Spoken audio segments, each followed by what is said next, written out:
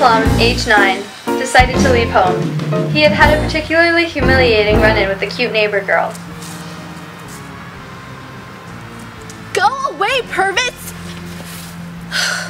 It was that, and something his sister had said. Pervis, you realize if you don't see the world soon, there's going to be a tanning salon and a McDonald's on every corner. But it was mainly something his uncle had said, something he could not stop thinking about. Pervis, do you realize you can sail anywhere in the world from this dock? Could it be true? Could that be right? It didn't sound right. Pervis went to check. Sure enough, if he went around this point and across the straits, and through a lake and into another and eventually into a river, Pervis Plum would make it to the Atlantic Ocean, and the world would be his to explore. So he announced the plan to his family, and since they didn't think he was serious, they wished him safe travels and away he went. As crazy as it sounds, as impossible as it may be to believe, Pervis made it through those lakes and rivers and into the wide open Atlantic Ocean, and somehow, miraculously, Pervis and his tiny sailboat made it across to the other side.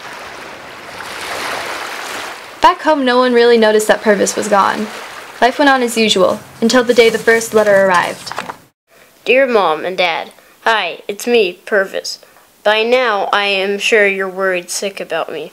Please do not worry. I made it across the ocean with very few problems, although it took longer than I imagined, and I didn't have anyone to ask if we were there yet. Love, Pervis. It turned out that Pervis, who had a thing for historical fiction and an obsession with World War II, decided that since he made it, he ought to go in search of some of the places he had read about. Dear Mom and Dad, today I made it up the Thames and into London. Churchill's war rooms are kind of creepy. You go underground to see where they lived and worked and slept. And they play this eerie air raid siren that goes on and on. It gave me shivers and I loved every minute of it. Love, Pervis. He decided since he was so close, he ought to see if he could make it to the beaches of Normandy. And he did. It was a much shorter, easier voyage. Dear Mom and Dad, you know how you wouldn't let me see that movie Saving Private Ryan? Because you say it's not age appropriate? Well, I decided to see Omaha Beach in person. I sat in the sand and imagined the landing. It was so beautiful and calm it was hard to imagine such a terrible battle happened there. Love, Pervis. By now, Pervis was feeling a little homesick, for his dog mainly, and his army guys and his room. So he headed back across the Atlantic with one last stop. Dear Mom and Dad, I've had such good luck on my journey that on my way home I decided to see the Bermuda Triangle. I think I sailed right across the center where Flight 19 went down. Nothing happened. I sailed right through, although I did feel an icy breeze blow across the bow, and for a moment I felt paralyzed. See you soon. Love, Pervis. Hey, it's Pervis! Pervis! And soon after that last letter arrived, Pervis made it home. Everyone was happy to see him, even the snotty neighbor girl. And this is where our story ends.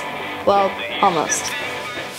A week or two after his arrival home, his sister was walking in the woods and ran across a curious sight. What the heck?